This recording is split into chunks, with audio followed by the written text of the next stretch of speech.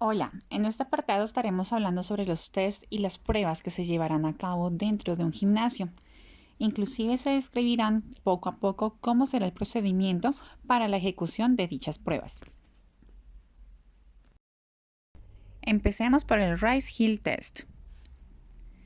Este test es una maniobra que consiste en que el usuario esté en bipedestación con su ángulo de marcha y base de sustentación. Se le va a indicar que levante ambos talones lo máximo que pueda o que eleve un solo talón, mientras que la pierna contralateral se encuentre en el aire. Si el usuario siente inestabilidad, podrá apoyar sus manos contra la pared, pero no podrá acompañar el movimiento. Se le va a pedir que eleve y regrese a posición inicial tantas veces le sea posible. Si en ese momento refiere dolor, se le realizarán pruebas diagnósticas. Seguimos con la escala de funcionalidad WOMAC. Esta describe la severidad de las molestias durante el mes anterior a la evaluación. La clasificación se va a dividir en ninguno, con una calificación de 0, discreto, con calificación de 1, moderado, calificación de 2, severo, calificación de 3 y extremo, con calificación de 4. Los parámetros a tener en cuenta para la evaluación del dolor van a ser: si presenta dolor al caminar, dolor al subir escaleras, dolor nocturno, dolor al momento de descansar o dolor al momento de ponerse de pie. Para evaluar la rigidez, si presenta rigidez matutina o rigidez durante todo el transcurso del día. Y a nivel de la dificultad para realizar sus actividades, se evaluarán al bajar la escalera, al subir la escalera, levantarse de una silla, ponerse de pie desde el piso, sentarse en el piso, caminar en terreno plano, subir o bajar del auto, ir de compras, levantarse de una cama, ponerse los calcetines, acostarse, bañarse, sentarse, utilizar el excusado, labores domésticas pesadas, labores domésticas leves, y se sacaría el total sobre un porcentaje de 46. La puntuación se va a colocar de acuerdo al número indicado anteriormente. Recordemos que es sin malestar alguno, calificación de 0, con un malestar ligero, calificación de 1, malestar moderado, calificación de 2, malestar severo, calificación de 3 y malestar extremo, calificación 4. Seguido, se lleva a cabo el test de capacidad aeróbica y adaptación cardiovascular al esfuerzo. Aquí deberemos anotar los siguientes parámetros: la distancia recorrida en un tiempo de 6 minutos, colocando los valores en metros. Frecuencia cardíaca al final de la prueba. Se usará una tabla donde tendrán los valores de frecuencia cardíaca, saturación de oxígeno y la escala de Borg. Recordemos que la escala de Borg es un instrumento que fue creado con el propósito de medir el esfuerzo en entrenamientos. Así de sencillo. Es una evaluación de la carga empleada por el deportista en su actividad física, con un valor numérico que va de 0 hasta el 10. Esta escala fue propuesta y diseñada por el doctor sueco Gunnar Borg, quien creó la primera tabla conocida como la clásica en 1973, para después, en el año 82, idear una que fue utilizada y que se sigue utilizando hasta el día de hoy. La escala de Borg tiene aproximadamente 30 años de aplicarse en los laboratorios de evaluación de ejercicio, pero en los últimos 10 años se ha popularizado más en el ambiente clínico. También llega a ser conocida como la escala del esfuerzo percibido.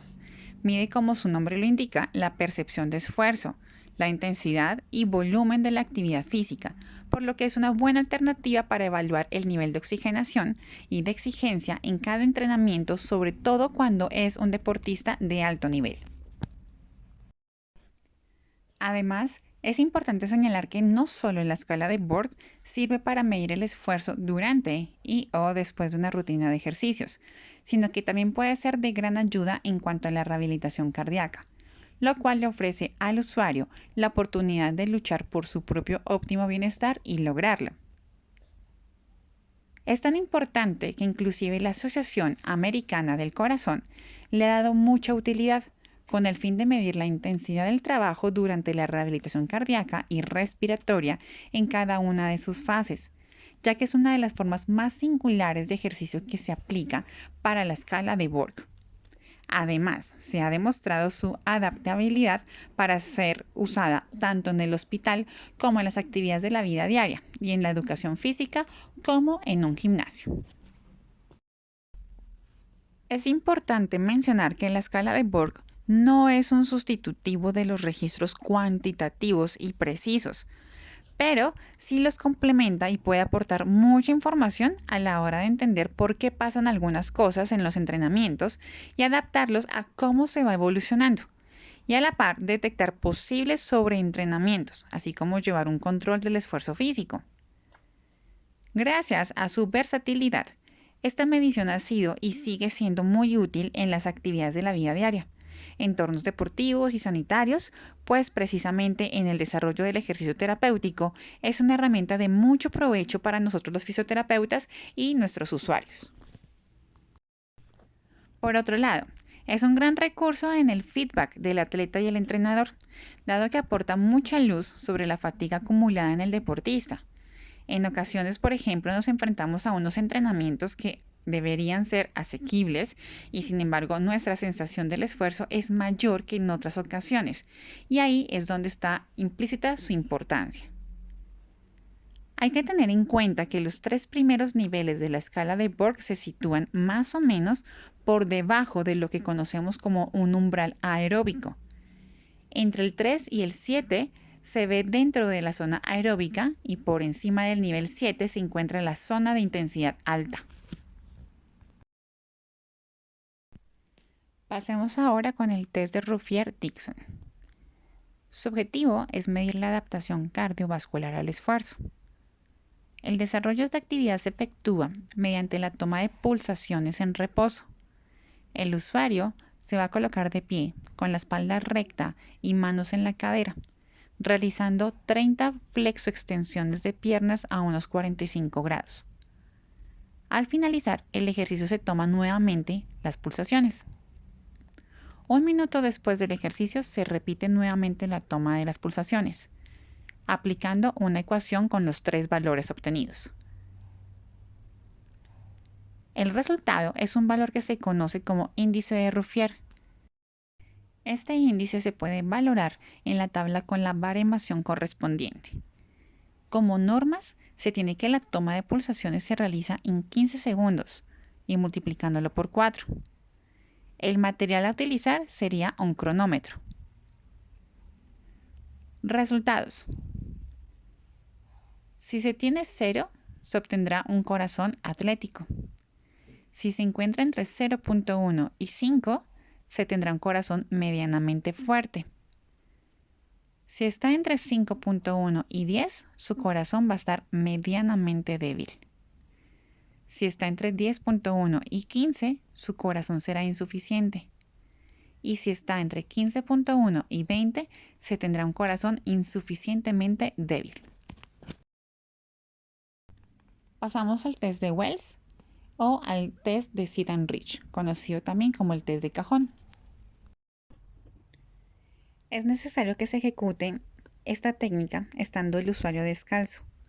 Se debe sentar frente al lado ancho del cajón con las piernas totalmente extendidas y teniendo toda la planta de los pies en contacto directo con el cajón. Luego debe flexionar el tronco hacia adelante sin que flexione las piernas y extienda por completo los brazos. La palma de las manos debe estar sobre la regleta, una mano sobre la otra. En el momento en que llegue a la posición máxima, se debe quedar inmóvil durante 2 segundos para que la prueba quede positiva y se pueda registrar el resultado conseguido. En el momento de realizar la prueba es necesario seguir ciertas reglas.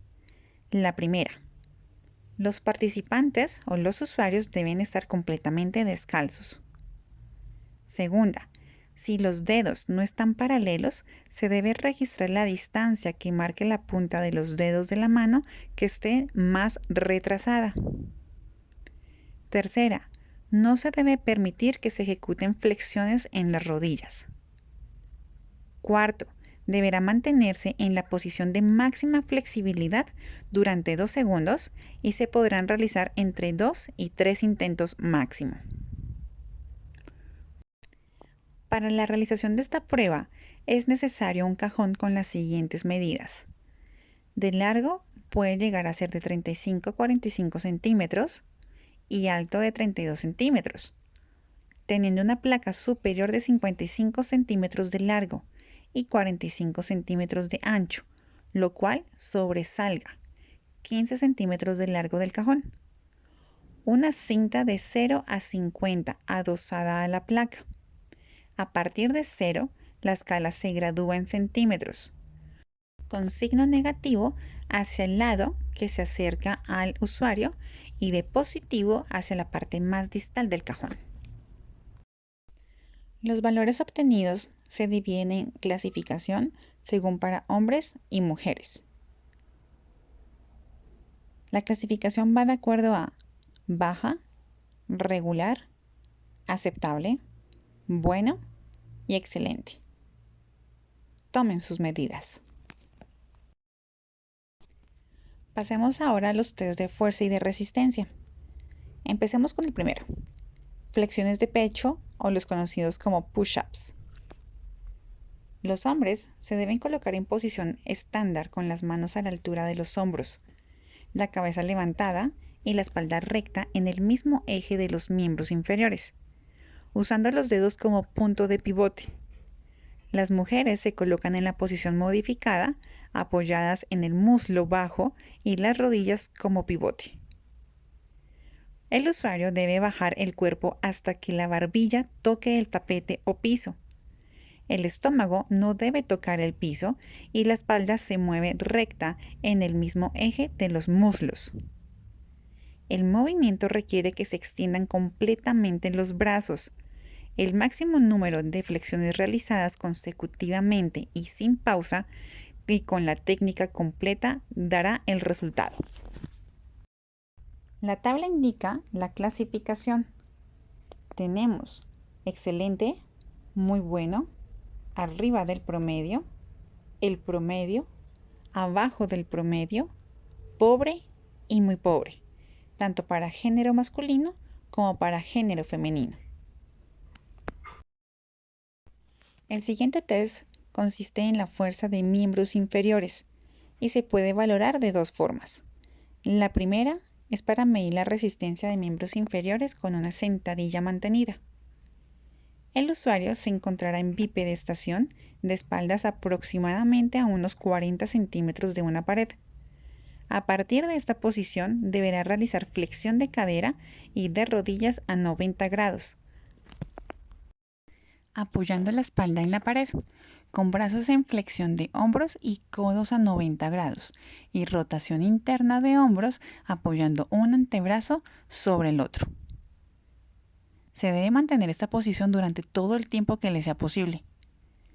Se debe instruir al usuario para que mantenga la posición realizando fuerza únicamente en los músculos del cuádriceps, evitando sobrecargar la articulación de la rodilla. Finalmente, se debe registrar el tiempo total en minutos, segundos y en milésimas, que mantiene correctamente la posición y el tiempo en que la mantiene sin presentar temblor muscular. Hay que anotar el valor obtenido en la casilla correspondiente y marcarla. En la gráfica se encuentra el género para masculino y femenino y la clasificación de acuerdo a si fue excelente, bueno, regular, malo o pobre. Ahora pasamos a la siguiente prueba. Igual viene siendo de resistencia en miembros inferiores, solo que ahora sería dinámico, con la mayor cantidad de sentadillas posibles en 30 segundos. Esta prueba consiste en hacer la mayor cantidad posible de flexoextensiones de rodilla en 30 segundos. La posición de los pies debe ser paralelos entre sí. Deben estar separados a la altura de los hombros. Se hace flexión profunda de rodillas. Cuando se bajan, los talones deben mantenerse fijos al piso. Los brazos se deben ir extendidos hacia el frente y al subir se deben pegar a los costados. Se cuenta la cantidad de flexoextensiones bien realizadas y se suspende la prueba si no las puede hacer correctamente. La tabla mide el nivel de condición física, los valores de fuerza directamente en miembro inferior. Su clasificación va de muy malo, malo, medio, bueno y muy bueno. Pasemos a la prueba de abdominales. Esta prueba sirve para evaluar la resistencia de la musculatura abdominal anterior, específicamente del recto abdominal.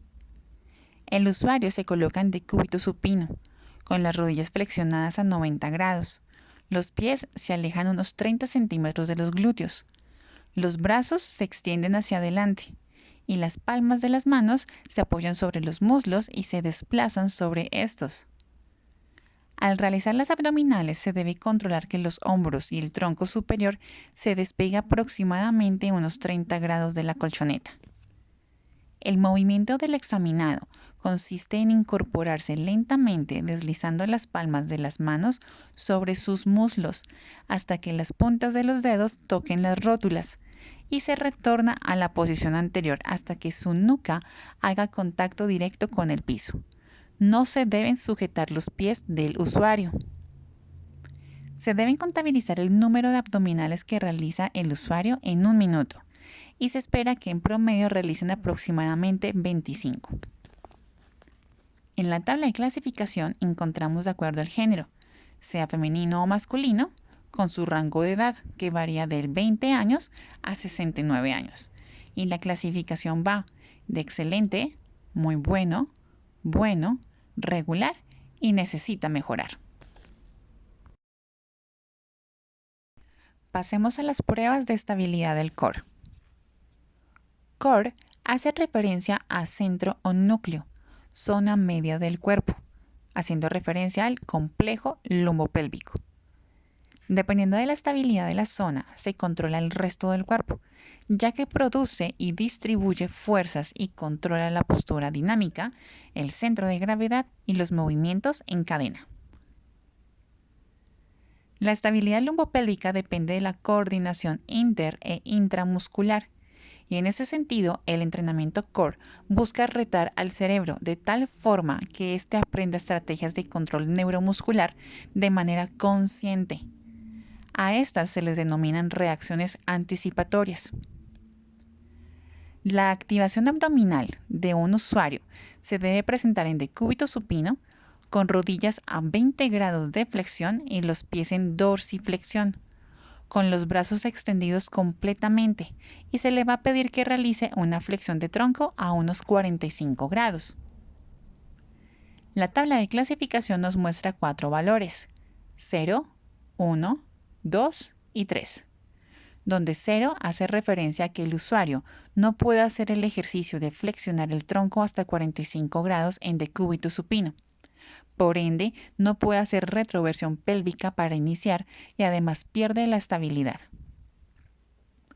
1 hace referencia a que el usuario hace flexión de tronco hasta 45 grados, pero hace flexión de cadera y o activa los isquiotibiales y además desestabiliza la cintura escapular. 2. El usuario hace flexión de tronco hasta 45 grados, pero no hace flexión de cadera y o activa los isquiotibiales. Y 3. El usuario hace flexión de tronco hasta 45 grados, sin reclutar cadera ni activar los isquiotibiales. Pasemos al apoyo unipodal. El usuario debe estar en bipedestación con las piernas ligeramente separadas. Se le debe pedir que flexione una de las rodillas mirando hacia el punto fijo, hacia adelante, y se valora la pierna que se queda en apoyo.